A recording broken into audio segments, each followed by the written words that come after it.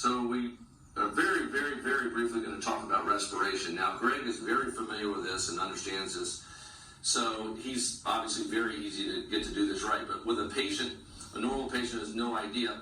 We put them in this 3-month position, and we start getting them to breathe down into their hands, and we do these diaphragm stimulation points.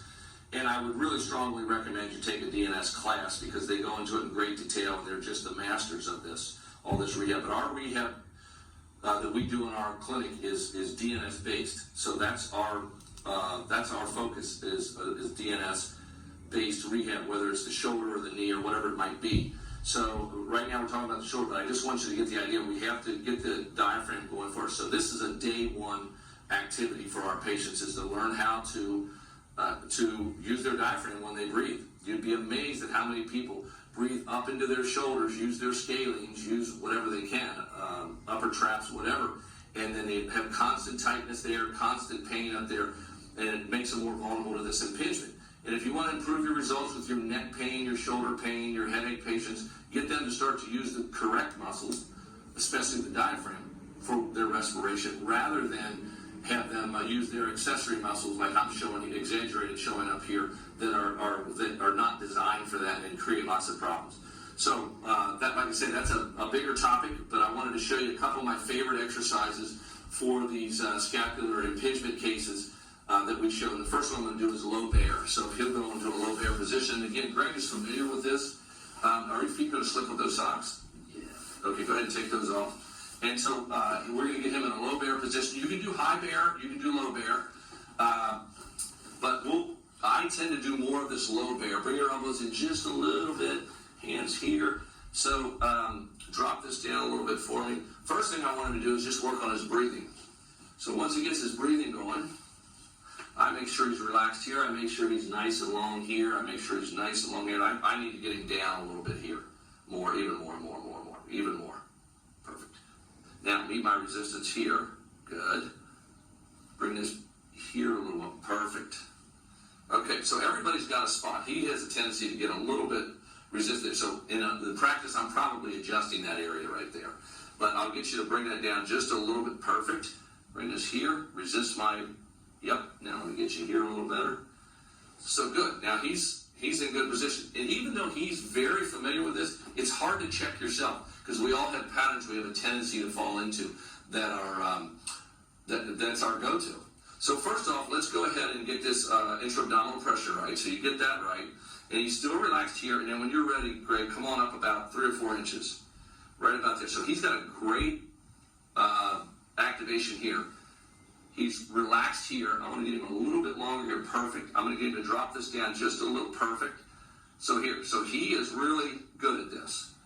So he's a very good model for this exercise. And I'm asking, you can come back down and just breathe.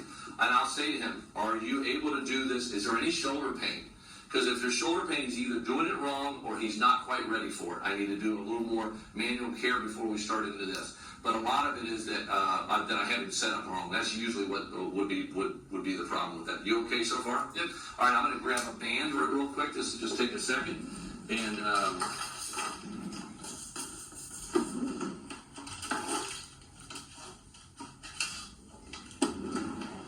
okay, so now we're going to show the banded serratus anterior. So this is just a progression from the low bear that I like. So we'll start off the same kind of thing. Get that head long, get that down a little bit. All I want you to do right now, Greg, is breathing. And it's looking pretty darn good here already. Okay, so breathing here. Yeah, okay, good. So I want you to get your intra-abdominal pressure, blow it out. So take a breath in this time and go ahead and get your intra-abdominal pressure right. Go ahead, perfect, perfect. Now, move that band out. So I have it here. Spread your fingers real wide, real wide. And so he's rotating out with fingers spread and holding that, and he will feel that through here. He's doing this is very relaxed right here. He's nice and long here. He's got good intra-abdominal pressure. Let it all relax for me now. Now, you can either have him hold that for 8 to 10 seconds. You can have him do slow reps for 3 seconds per rep, your choice. What I'll do, Greg, is have you do a couple reps when I get you set up. So get your intra-abdominal pressure. Hold, take your time. Tell me. Okay, you're ready. Right there. Meet my pressure here. Good. Here. Good. Now move that band out. Do reps of 2 or 3 slow seconds. So he's just going to go in with rotation, go out with rotation, and then back in. Keep his fingers spread. Make sure he doesn't start trying to look around. I always say first rule on this rehab is that you go slow and let that all relax. Okay, now, real quick, I want to just show the positioning for high bear. So high bear, everything's looking kind of the same as low bear, except you're on the hands, the wrist, instead of the elbows, which throws in the whole component of the wrist. Spread your fingers a lot. Get your elbows pointed right along with that thumb there. They're almost locked, but not quite locked. This is nice and relaxed. So you can see it's similar. So breathing here for me, Greg. Drop that 1/2 inch. Good. And then blow it out, and then this time get your abdominal pressure right there. Now come on up when you're ready. See, this is relaxed. He's got good pressure here. That's his area that's a problem. He tends to want to round right there. That's a common one. So like I said, I would be adjusting that there, and I got to constantly remind him to bring that down a little bit. But he's doing well on the rest of it. Relax. I wanted to show one more, which is we call the 2-arm modified oblique sit. It's there. You can keep going. You can do an oblique sit. You can do a bunch of different ones, but this is one that has seemed to be very effective for our patients. And it's a great hip rehab, and it's a great shoulder rehab. And so first thing is, I always say first rule is go slow. But get his greater trochanter, his lateral malleolus relatively lined up. Bring his in just a little bit like this. And then don't look around.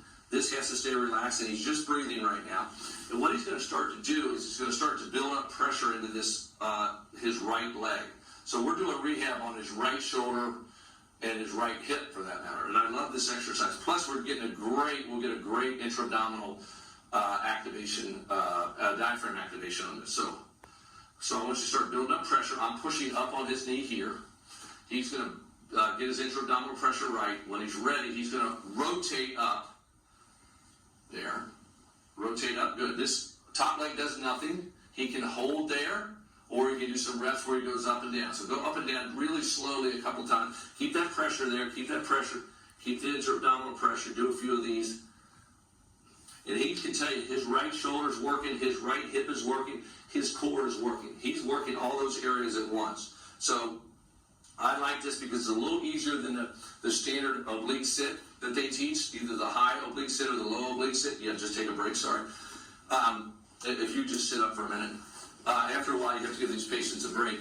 But whether it's the high oblique sit or the low oblique sit, those are more. DNS has just great exercises that go over a lot more than we're doing just in this video. But the idea is that those are really good exercises to help create scapular stabilization and good diaphragm activation before you go into the standard kind of rotator cuff rehab. I really wanted to emphasize that because if you get that diaphragm activated, if you get that scapular stabilization going, remove those upper thoracic fixations, you're going to have to do a whole lot less of rotator cuff rehab than you ever have or ever felt like you might need to. You will find that you almost rarely have to do it. So I want to close with those. I'm going to close with those exercises. I want to thank everyone for watching this video and getting a little bit of education on impingement. It's something that you're going to see on a routine basis in your office. I want to thank Kim and I want to thank Greg for helping me with this.